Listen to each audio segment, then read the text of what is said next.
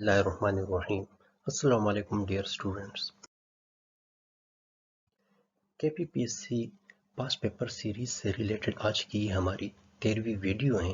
मैं हूं डॉक्टर हसीन अहमद और आप लोग देख रहे हैं केमिस्ट्री विद डॉक्टर यूसुफ से यूट्यूब चैनल।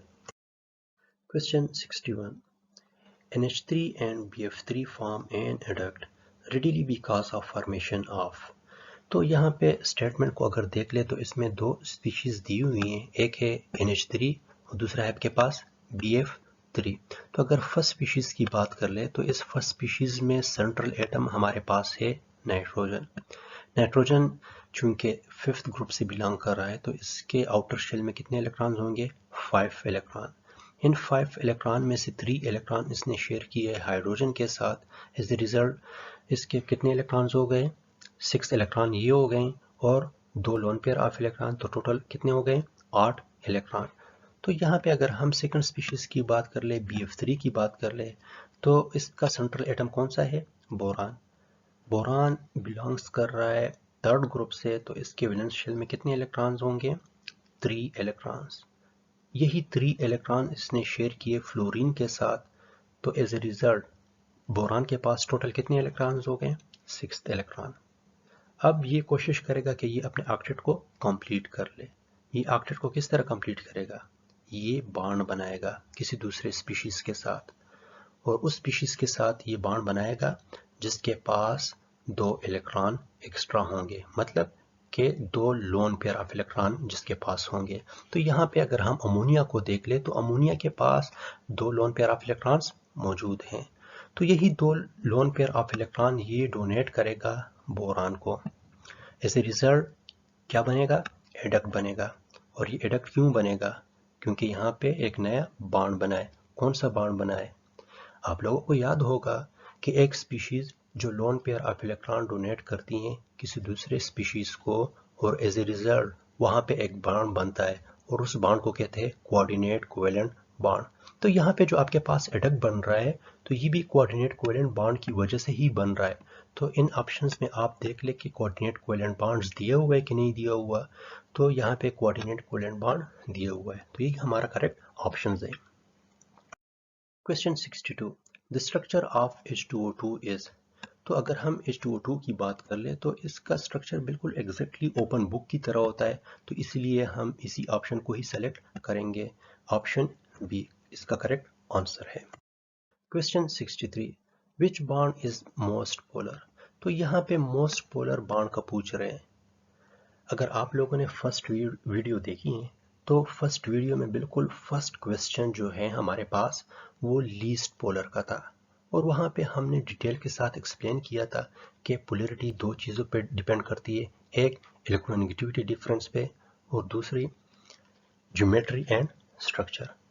ज्योमेट्री और स्ट्रक्चर से हमें डायपोल मोमेंट का पता चलता है, जिसकी वजह से हम ये डिसाइड करते हैं कि इसमें पोलर कौन सा है और नॉन पोलर कौन सा है या लीस्ट पोलर कौन सा है। हम यहाँ पे डिटेल से दोबारा एक्सप्लेन नहीं करेंगे। अगर आप लोगों ने वो वीडियो नहीं देखी तो जाके वो देख ले, वहाँ से आप लोगों को आइडिया हो जाएगा कि हम किस तरह ये डिसाइड करते हैं on the basis of electronegativity and on the basis of geometry और स्ट्रक्चर। तो यहाँ पे अगर हम इन ऑप्शंस को देख ले तो इन ऑप्शंस में कंपाउंड नहीं दिया हुआ, यहाँ पे बॉन्ड को स्पेसिफाई किया हुआ है, तो इसलिए हम ज्योमेट्री या स्ट्रक्चर की तरफ नहीं जाएंगे। यहाँ पे हम सिर्फ और सिर्फ on the basis of electronegativity difference बताएंगे कि इनमें मोस्ट पोलर कौन सा है। तो अगर यहाँ पे ये देख ले तो 4 डिफरेंट एटम्स हैं यहाँ पे, carbon, nitrogen, oxygen and fluorine. तो अगर आपको इन 4 की इलेक्ट्रोनेगेटिविटी का पता हो तो आप इजीली बता सकते हो कि इसमें मोस्ट पोलर कौन सा है। तो चलो इसकी इलेक्ट्रोनेगेटिविटी देख लेते हैं कि कार्बन की इलेक्ट्रोनेगेटिविटी क्या है, नाइट्रोजन की इलेक्ट्रोनेगेटिविटी क्या है, ऑक्सीजन की इलेक्ट्रोनेगेटिविटी क्या है और फ्लोरीन की इलेक्ट्रोनेगेटिविटी क्या है। अब हमें पता चल गया कि इसकी इलेक्ट्रोनेगेटिविटी ये है, तो अब हम क्या कर लेंगे, इसका जो इलेक्ट्रोनेगेटिविटी डिफरेंस है वो फाइंड आउट कर लेंगे। तो जिसकी भी इलेक्ट्रोनेगेटिविटी डिफरेंस आपके पास ज़्यादा आएगी, जिसकी भी इलेक्ट्रोनेगेटिविटी डिफरेंस आपके पास ज़्यादा होगी वही आपका मोस्ट पोलर स्पीशीज होगा, मोस्ट पोलर बॉन्ड होगा। तो अगर हम यहाँ पे इन ऑप्शन को देख ले, कार्बन और फ्लोरीन को देख ले तो इसका जो इलेक्ट्रोनेगेटिविटी डिफरेंस है वो मैक्सिमम है, तो यही हमारा करेक्ट ऑप्शन है। Question 64, which of the following acid will not produce hydrocarbon. तो यहाँ पे नॉट प्रोड्यूस, नॉट को भी आप लोगों ने गौर से देखना है। Not produce hydrocarbon on soda lime decarboxylation process. तो अगर स्टेटमेंट को मैं सिंप्लीफाई कर लूँ तो इसका जो मतलब है वो कुछ यूं बनता है कि एसिड को जब हम लाइम के साथ ट्रीट करते हैं तो एज ए रिजल्ट हमारे पास कौन सा रिएक्शन होता है, डीकार्बोक्सिलेशन रिएक्शन। और इस डीकार्बोक्सिलेशन की वजह से हमारे पास जो प्रोडक्ट बनता है तो आप लोगों ने उस प्रोडक्ट को सेलेक्ट करना है जो क्या हो, नॉन हाइड्रोकार्बन हो। अब आप लोगों को हाइड्रोकार्बन का पता होना चाहिए कि हाइड्रोकार्बन होता क्या है। अगर नहीं पता तो चलो मैं सिंपली बता देता हूँ। हाइड्रोकार्बन वो कंपाउंड जिसमें सिर्फ ये दो एटम्स मौजूद हो, कौन कौन से, हाइड्रोजन एंड कार्बन। तो वो कंपाउंड जिसमें ये दो एटम मौजूद हो उस कंपाउंड को कहते हैं हाइड्रोकार्बन। अगर इन दो एटम्स के अलावा उसमें कोई तीसरा एटम मौजूद हो तो फिर उसको नॉन हाइड्रोकार्बन कहेंगे हम। तो यहाँ पे क्या पूछ रहे हैं कि जो ही हम एसिड को रिएक्ट करते हैं सोडा लाइम के साथ तो as a result of decarboxylation हमारे पास नॉन हाइड्रोकार्बन स्पीशीज बनता है। तो ये आप लोग तब बता सकते हो जब आप लोगों को ये पता हो कि ये जो ऑप्शंस में डिफरेंट कंपाउंड्स दिए हुए हैं इनका स्ट्रक्चर या मॉलिक्यूलर फार्मूला क्या है। तो चलो इनका स्ट्रक्चर देख लेते हैं या मॉलिक्यूलर फार्मूला देख लेते हैं कि वो किस तरह के हैं। तो अगर हम फर्स्ट ऑप्शन को देख ले सैलिसिलिक एसिड, तो सैलिसिलिक एसिड ये है हमारे पास, ये आपके पास क्या है, सैलिसिलिक एसिड। फिर उसके बाद ये है आपके पास बेंजोइक एसिड, ये है आपके पास साइक्लोप्रोपेन कार्बोक्सिलिक एसिड और ये है आइसोब्यूटायरिक एसिड। तो इन चारों एसिड को अगर हम रिएक्ट कर ले one by one soda lime के साथ, किसके साथ, सोडा लाइम के साथ, तो एज ए रिजल्ट क्या होगा, यहाँ से ये कार्बोक्सिलिक पार्ट निकल जाएगा। सारे जो कार्बोक्सिलिक एसिड है इनमें से कार्बोक्सिलिक ग्रुप क्या होगा, निकल जाएगा। फिर उसके बाद क्या होगा आपके पास, इसके बाद आपके पास जो ये वाला पार्ट है ये बच जाएगा, ये वाला। फिर इस तरह देख ले तो ये पार्ट और इसी तरह ये पार्ट। तो जो ग्रीन इन सर्कल्स पार्ट है आपके पास इनको देख ले कि इसमें आपके पास हाइड्रोजन और कार्बन के अलावा कोई दूसरा एलिमेंट मौजूद है या नहीं है। तो इन ग्रीन स्ट्रक्चर में अगर आपके पास कार्बन और हाइड्रोजन के अलावा कोई दूसरा एलिमेंट नजर आ रहा है तो वही आपका करेक्ट आंसर होगा। तो यहाँ पे अगर फर्स्ट को देख ले तो इस फर्स्ट में आपको ऑक्सीजन नजर आ रहा है कि नहीं आ रहा, तो इट मींस कि ये आपके पास नॉन हाइड्रोकार्बन है। चलो ये बाकी तीन को भी देख लेते हैं कि इसमें कोई हेटेरो एटम है या नहीं है। तो यहाँ पे अगर हम इस स्ट्रक्चर को देख ले तो इसमें सारे के सारे तो कार्बन हाइड्रोजन है, बेंजीन। इसी तरह अगर हम इस स्ट्रक्चर को देख ले तो इसमें भी सारे के सारे आपके पास क्या है, कार्बन और हाइड्रोजन, और इसी तरह इसमें भी आपके पास कार्बन और हाइड्रोजन ही है। तो आपका करेक्ट आंसर कौन सा है, सैलिसिलिक एसिड। तो आप लोगों ने इसी को ही सेलेक्ट करना है। तो यहाँ पे अगर हम इसका रिएक्शन देख लेते हैं, इसका रिएक्शन किस तरह का होगा। यहाँ पे हमने सैलिसिलिक एसिड को रिएक्ट किया पहले NaOH के साथ, is the result of NaOH यहाँ पे क्या होगा, यहाँ से वाटर मॉलिक्यूल निकल लेगा और सोडियम यहाँ पे अटैच हो जाएगा। तो ये देख ले आपके पास क्या बना, सोडियम कार्बोक्सिलेट। तो सोडियम कार्बोक्सिलेट को जब आप क्या करते हो, सोडा लाइम के साथ रिएक्ट करते हो तो एज ए रिजल्ट यहाँ से ये पार्ट या कार्बोक्सिलिक पार्ट क्या होगा, निकल जाएगा और यहाँ पे आपके पास ये फिनोल बनता है। तो इस फिनोल में यहाँ पे हेटेरो एटम मौजूद है कि नहीं है, हेटेरो एटम मौजूद है। तो करेक्ट ऑप्शन आपके पास कौन सा है, सैलिसिलिक एसिड।